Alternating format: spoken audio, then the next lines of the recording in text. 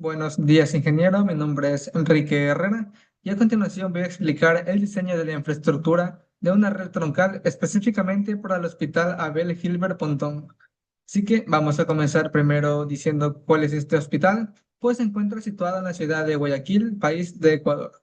¿Y qué se plantea en este caso? Pues se plantea la arquitectura de una red jerárquica que va a ser dividida en tres capas, la cual va a verse a continuación de manera más detallada. Y esta organización se van a utilizar VLANs independientemente, pues, para poder permitir y priorizar el tráfico crítico, garantizando qué cosa, pues dos cosas, la seguridad y una baja latencia. Además de eso, se consideran switches redundantes con HCRP. Así que esto nos va a permitir asegurar disponibilidad ante fallos. Entendiendo pues el contexto de este trabajo, vamos a comenzar ahora sí. Explicar primero lo que es el modelo jerárquico, que como dijimos se va a dividir en tres capas, comenzando por la de acceso, que esta pues nos va a permitir conectar diferentes tipos de dispositivos médicos a través pues de Internet de las Cosas y estaciones de trabajo. A la vez, la siguiente capa de distribución pues ya se entiende que son en relación a las políticas, enrutamiento y obtener una alta disponibilidad pues para los servidores médicos.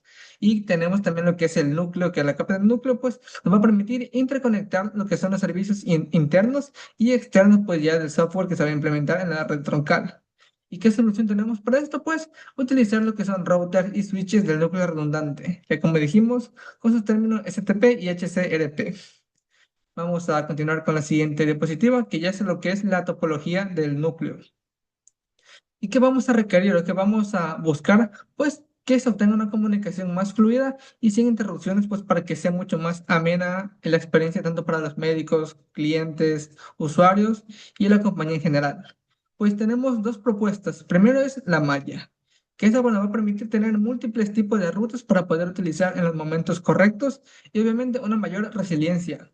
Pero también tenemos otra propuesta que es el anillo, que está a la par de la anterior, es rápida. ¿En relación a qué? A la recuperación ante fallos. Así que también es muy importante utilizar esta técnica. Y como beneficios que vamos a obtener, pues va a ser la continuidad en servicios médicos críticos que va a permitir pues responder ante situaciones pues de emergencia o cuando la red falla en sí. Ahora vamos a hablar de un poco la segmentación de la red, en qué se va a dividir pues todo esto. Pues van a haber tres tipos de VLAN. Primero la médica, que es la más obvia, que va a darle prioridad a los equipos de monitoreo y emergencias, que como sabemos es fundamental en un hospital. Continuando tenemos lo que es la VLAN administrativa, que esta pues, como su palabra misma lo indica, va a ser sistemas de gestión y va a servir para base de datos de todos los clientes, médicos, residentes, entre otros. Y lo que son última, pero no menos importante, las VLAN de los visitantes. Esta pues va a otorgar lo que es acceso aislado y controlado para mayor seguridad en relación a la empresa y privacidad, obviamente. Ahora tenemos los switches del núcleo. Estos pues van a tener cuatro partes importantes. Primero, tienen que tener una alta disponibilidad de procesamiento, que esto va a ser muy importante, ya que se van a mover una alta cantidad de datos y no queremos cuello de botella, obviamente.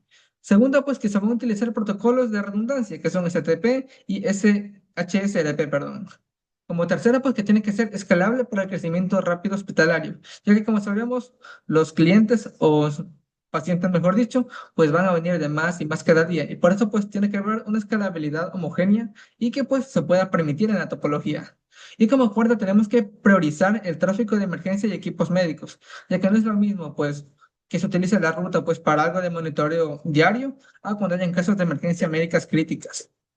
Ahora vamos a continuar ya con lo que son los switches de distribución y acceso. Esto pues básicamente como su palabra lo indica, cuando hablamos de distribuir significa enrutar el tráfico. Y en ese sentido pues tenemos que aplicar políticas de seguridad para que se pueda hacer de manera correcta. Y cuando hablamos de acceso, hablamos de que se deban poder conectar las estaciones de trabajo y dispositivos.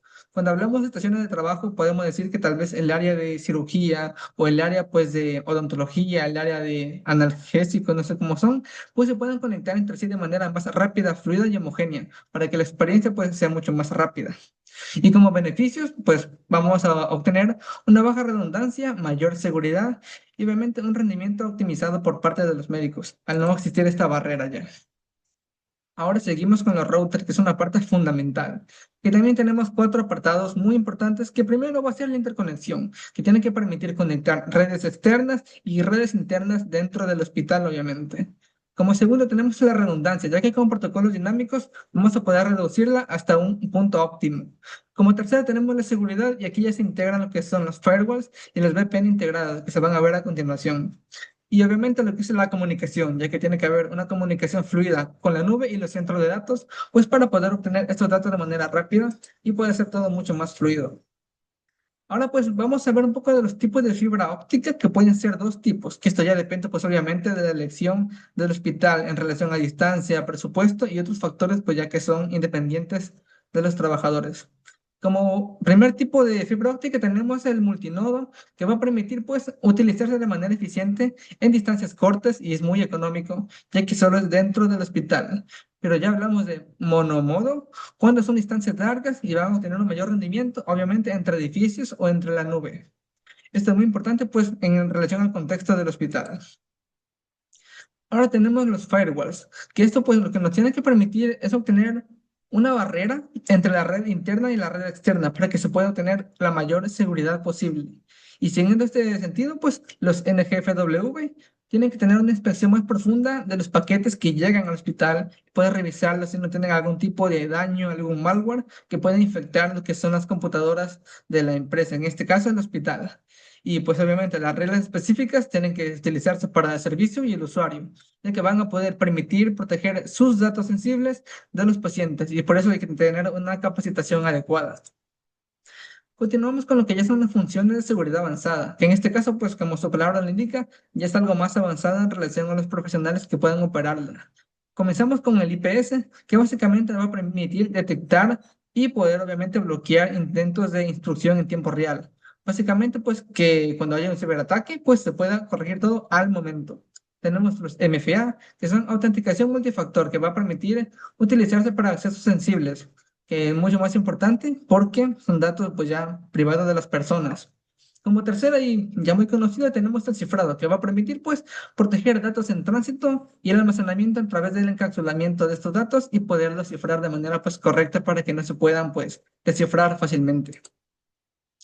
Continuamos ya cuando hablamos ahora sí de conectividad y VPNs, que pues en este caso pues hay cuatro tipos que se pueden utilizar en este aspecto, que son los túneles cifrados, que va a permitir un mayor acceso remoto seguro y obviamente que no puedan interconectarse, digamos, el teléfono del usuario o el paciente con algún tipo de hacker que quiera atacarlo. Y en este caso pues hay dos casos de uso fundamentales, que se puede utilizar pues para los médicos en teletrabajo, para que puedan pues utilizar la red de manera muy segura y tener, digamos, la garantía de que los datos van a ser almacenados y van a ser enviados al destino de manera correcta.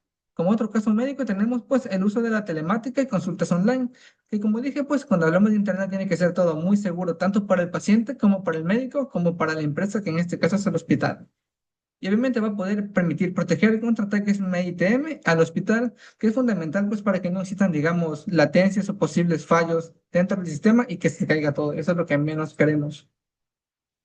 Ahora cuando hablamos del streaming, en otras palabras, el QoS, esto básicamente va a tener tres apartados muy importantes, que el primero va a ser priorizar aplicaciones críticas, ya que como sabemos y les dije anteriormente, no es lo mismo hacer una consulta, digamos, de rutina a una consulta que de verdad, pues, sea de un paciente que está en estado grave. Tienen que priorizar estos casos, en este caso, las aplicaciones. Como segundo, tenemos lo que son las señales médicas y telemáticas sin retrasos, ya que como dije, posibles fallos que puedan fallar, digamos, un minuto, 2 minutos, tal vez para nosotros no es tanto, pero para un paciente en estado crítico sí lo es. Y como tercera, pues reducir lo que es la latencia y pérdida de paquetes para que lo que estamos consultando pues pueda llegar a nosotros de manera rápida y obviamente segura. Continuando tenemos lo que son pues las VoIP, que pues es esencial para los hospitales porque tiene tres factores muy importantes. Primero, pues, ¿qué son las VoIP? Pues básicamente son un tipo de estándar que va a permitir realizar llamadas en línea en el hospital. Teniendo en cuenta pues esta especificación, vemos que son tres apartados importantes los que los configura. Como primera, pues tendremos comunicación, ya sea interna o externa, de manera más eficiente, rápida y fluida. Una llamada sin trabados, mejor dicho. Segunda integración, pues, nos va a permitir implementarla con lo que son la gestión hospitalaria, tanto pues de los asistentes, médicos, hasta de los pacientes dentro del hospital. Y como tercera, seguridad, ya que va a implementar lo que es el TLC y CRTP para permitir que las llamadas estén cifradas y no puedan pues ser interceptadas en tiempo real por hackers.